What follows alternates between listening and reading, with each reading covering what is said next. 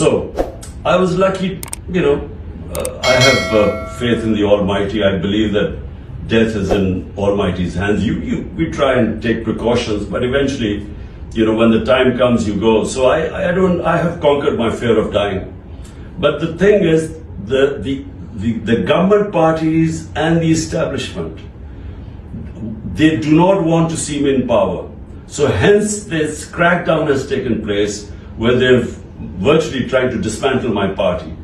But the problem they are facing is that you can get rid of the leadership. You can even try and tell,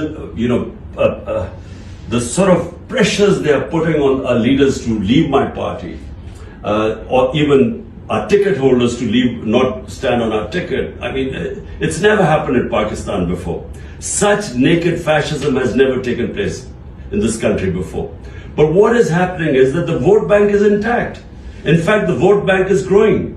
So they have a problem now.